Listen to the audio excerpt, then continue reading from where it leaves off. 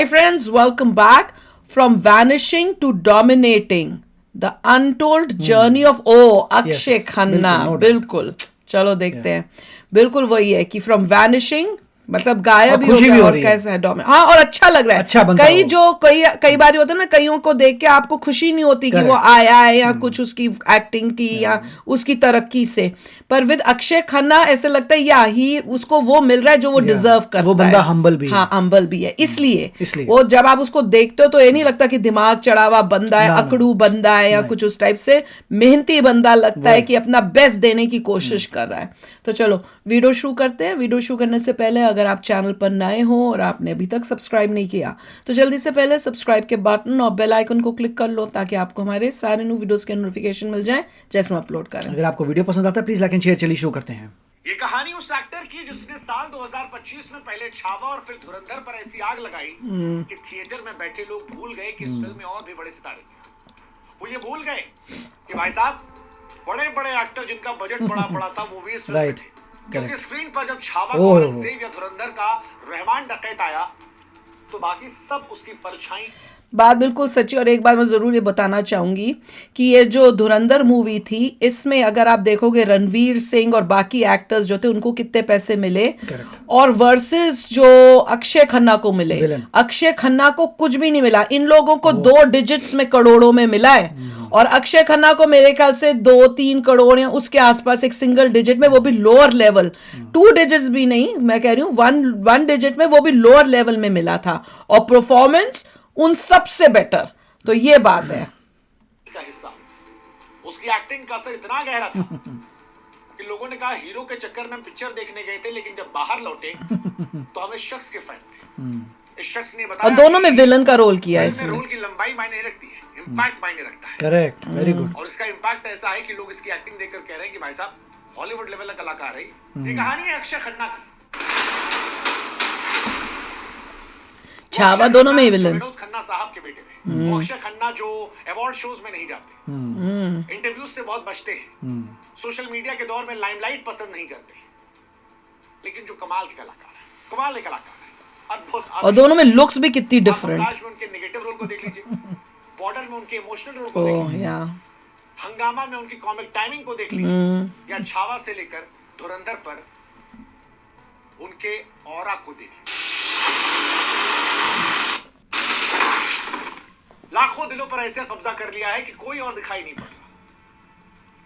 अक्षय खन्ना की कहानी उस कलाकार की है जिसकी परफॉर्मेंस सिर्फ अच्छी नहीं होती बल्कि दिमाग हिला देती है, जिसकी स्क्रीन टाइमिंग में चुप्पी जितनी ज्यादा है उसका असर उतना गहरा है. और दुनिया इसीलिए उन्हें अंडररेटेड एक्टर कह रही है क्योंकि वो अपने आप को एक्टर मानते ही नहीं. वो नहीं कहते कि वो ग्रेट एक्टर है. अक्षय खन्ना एक ईमानदार एक्टर है. वो ईमानदार एक्टर जो खुद के बारे में कहते हैं कि मैं मूवी स्टार नहीं, I am just a normal actor. वो एक्टर जो आता है, छाता है और चुपचाप गायब हो जाता है इसे जैसे कभी था ही नहीं, और फिर आता है और फिर छा जाता है.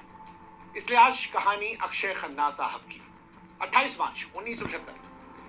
अक्षय खन्ना एक ऐसे परिवार में पैदा हुए जहां चमक दमक थी लेकिन अंदर गहरी दरार थी. उनके father larger than life hero superstar Vinod Khanna साहब. लेकिन जब अक्षय केवल 5 साल के थे तब घर में छोड़ के विनोद खन्ना ओशो के आश्रम में गए और फिर मां ने दोनों बेटों को संभाला. परिवार टूटने के चलते अक्षय खन्ना के अंदर एक स्थायी शांति या कहें कि खामोशी आ गई. लोगों की गिनती ज्यादा उनके चेहरे पड़ते थे, बात से ज्यादा खामोशियां सुनते थे और दुनिया को देखने का उनका तरीका उतना ही गहरा था जितना बाद में उनका बेटा. स्कूल से लेकर कॉलेज तक अक्षय किताबों में कम जिंदगी में ज्यादा सीखते रहे. कॉलेज बीच में छोड़ा, मानो जैसे दिल कह रहा हो कि असली रास्ता किताबों में नहीं कैमरों की लाइट में लिखा है. हालांकि उनका फिल्मी करियर जो है पिता के एक्टर होने के बावजूद उनकी मर्जी शुरू, क्योंकि फादर विनोद खन्ना नहीं चाहते थे कि वो एक्टर बने. विनोद खन्ना चाहते थे कि छोड़ दो, बहुत अनिश्चितताओं वाली इंडस्ट्री है. लेकिन अक्षय माने नहीं, जिद कर बैठे. 1997 में फिर हिमालय पुत्र एक फिल्म बनी, देखी थी मैंने, पिता ने बनाई. वो फिल्म चली नहीं लेकिन अक्षय को बेस्ट डेब्यू का अवार्ड मिला और पिता को यकीन हो गया कि बेटा साधारण रास्तों के लिए नहीं बना है.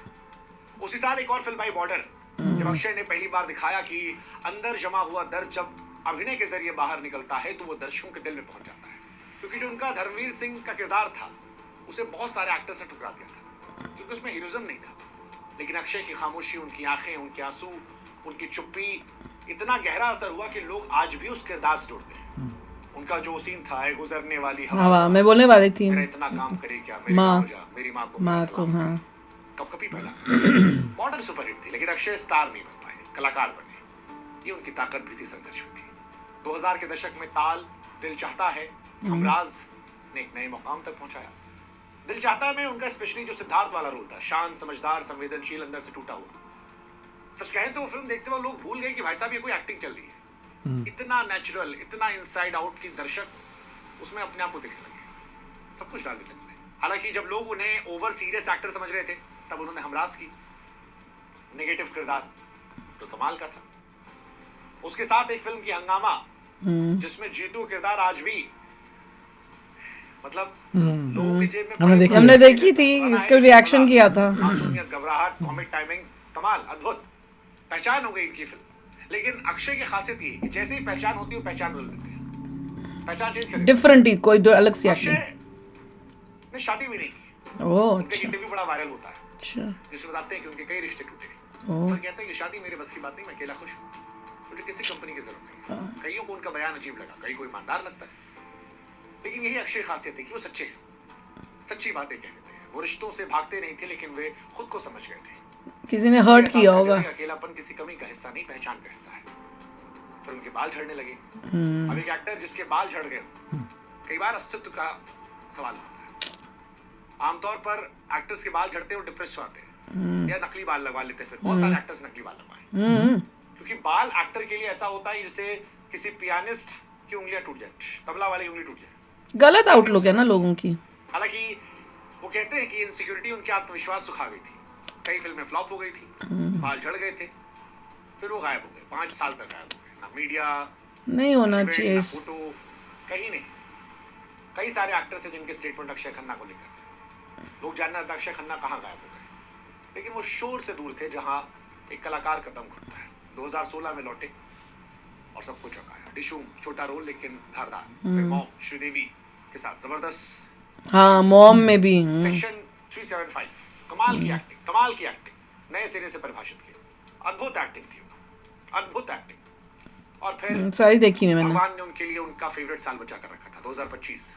अक्षय ने कई गलत फैसले भी लिए थे, जैसे फैमिली मैन जो है कहा जाता है अक्षय खन्ना को मिली थी। ओह मनोज वाजपेयी की फैमिली मैन, शुरुआत में पैसे कम मिल रहे थे, अक्षय खन्ना ने मना कर दिया। ओह बाद में सीरीज लार्जर देन लाइफ हो गई। मनोज वाजपेयी ने कमाल का काम किया, लेकिन मुझे लगता है अक्षय कुमार ने और भी अच्छा करना था। ठीक है, ऑफ कोर्स। कभी भगवान कुछ गलत फैसले करवाते हैं तो कोई बचा के भी रखते हैं। 2025 में अक्षय का सिर्फ भाग्य नहीं बदला, इंडस्ट्री की आंख खुल गई। छावा में औरंगजेब का किरदार इसे तो जिसमें पहचाना ही नहीं गया। संयम के साथ दैट वाज निभाया। वाओ। वो कम देखने को मिलता है। थिएटर में लोग सीटियां नहीं, गुस्से की आवाज निकालते। लोग भूल गए थे कि अक्षय खन्ना है, औरंगजेब को याद रखा लोग। और धुरंधर में रहमान डकैत, दसों में चढ़ गया है। फिल्म कमा रही है, जबरदस्त। अक्षय 2025 के ओपनर और फिनिशर बन गए हैं। आमतौर पर ओपनर और फिनिशर। उनका गाना जो है जबरदस्त वायरल है। और मजे की बात कि डांस स्टेप जो है वो उन्होंने खुद कोरियोग्राफ किया। हाँ। खन्ना का डांस कुछ भी नहीं है, यूं यूं है, पर इतना अच्छा लगता है। राहों में बड़ी वाला अलग है।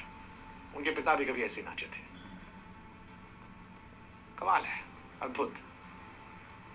अब उनकी कई और फिल्में भी आने वाले हैं। धुरंधर 2, दृश्यम 3, ओह एक नेटफ्लिक्स का प्रोजेक्ट है, अच्छा एक स्पाई थ्रिलर है। ओह उनके लुक्स को देखकर लोग पगला रहे हैं।